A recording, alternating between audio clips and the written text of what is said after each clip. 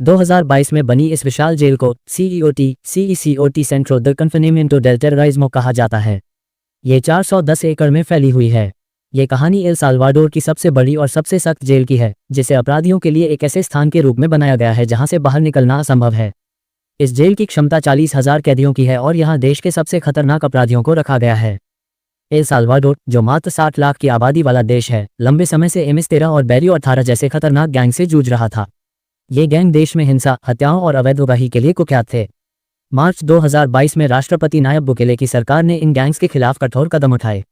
केवल 16 महीनों में लगभग 70,000 संदिग्ध अपराधियों को गिरफ्तार कर लिया गया, जो देश की वयस्क आबादी का 2% है। दोस्तों, वीडियो में आगे बढ़ने से पहले आपसे एक छोटा सा निवेदन है, वीडियो को लाइक और जी के यूट्यूबर चैनल को सब्सक्राइब जरूर करें। तो चलिए वीडियो को शुरू करते हैं। 2022 में बनी इस विशाल जेल को CECOT सेंट्रो द कन्फिनेमिento del टेररिज्मो कहा जाता है। ये 410 एकड़ में फैली हुई है और इसमें 8 बड़े मॉड्यूल हैं जहां अपराधियों को अलग अलग रखा गया है।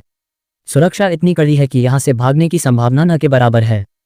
जेल के चारों ओर 9 मीटर ऊंची दीवारें और 3 मीटर ऊंची बिजली की बाड़ लगी हुई है। 19 वॉच टावर लगातार निगरानी रखते हैं। 600 से अधिक सैनिक सिर्फ बाहरी सुरक्षा के लिए तैनात हैं। पूरे परिसर में कैमरों का नेटवर्क और 24/7 निगरानी रखी जाती है। जेल में मोबाइल सिग्नल जैमर लगे हैं, जिससे कोई भी बाहरी संपर्क नहीं हो सकता। यहाँ आने वाले अपराधी कभी अपनी पूरी जिंदगी बाहर नहीं देख पाते। जेल के अंदर की स्थिति बेहद कठिन है। प्रत्येक सेल में 80 से 150 कैदियों को ठूंस कर रखा जाता है। प्रति व्यक्ति केवल 0.5 वर्ग मीटर जगह मिलती है। कोई भी प्राकृतिक रोशनी या वेंटिलेशन की सुविधा नहीं है। कैदियों को मात्र सफेद शर्ट, शॉर्ट्स, चप्पल और एक तौलिया दिया जाता है। सोने के लिए धातु की कठोर बंद बेड होती हैं, जिन पर तकिया या गद्दे नहीं होते। शौचालय और स्नान क्षेत्र एक ही स्थान पर होता है, जिससे स्थिति और भी अमानवीय हो जाती है। कैदियों को दिन में केवल 3 बार खाने को दिया जाता है, चावल, बीन्स और पास्ता। इसमें किसी भी प्रकार की पोषणयुक्त चीजें जैसे मांस या सब्जियां शामिल नहीं होती। इस डॉक्यूमेंट्री में सबसे कुख्यात अपराधियों में से एक साइको का इंटरव्यू किया गया। 41 वर्षीय साइको MS-13 का उच्च स्तरीय सदस्य रहा है और पिछले 25 सालों से इस गैंग का हिस्सा है। उसने 11 साल की उम्र में अपराध की दुनिया में कदम रखा। गैंग में शामिल होने के लिए उसे किसी की हत्या करनी पड़ी। उसने स्वीकार किया कि उसने 50 से अधिक लोगों की जान ली है। जब उससे पूछा गया कि क्या उसे अपने किए पर पछतावा है, तो उसने कहा कि कभी कभी वह अपने फैसलों पर सोचता है और रोता भी है। उसका मानना है कि इस जीवन शैली ने उसे सब कुछ छीन लिया, उसका परिवार, उसका बेटा और उसकी आज़ादी।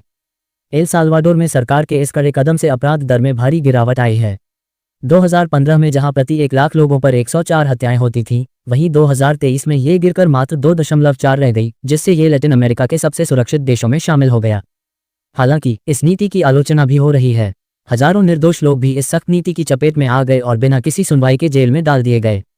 एल साल्वाडोर की यह जेल अपराधियों के लिए किसी नर्क से कम नहीं है। यहाँ से भागने का कोई रास्ता नहीं है और जिन लोगों ने निर्दोषों की जिंदगी छीनी, उन्हें अब उम्र भर इसी जेल में बिताना होगा। सरकार के इस कदम से देश में शांति तो लौटी है, लेकिन ये देखना बाकी है कि क्या ये स्थायी समाधान होगा या सिर्फ एक अस्थायी नियंत्रण। दुनिया इस मॉडल को ध्यान से देख रही है। ये कठोर न्याय है या सिर्फ क्रूर दमन? इसका जवाब अभी अधूरा है। देखते रहिए और इस कहानी पर अपनी राय जरूर साझा करें।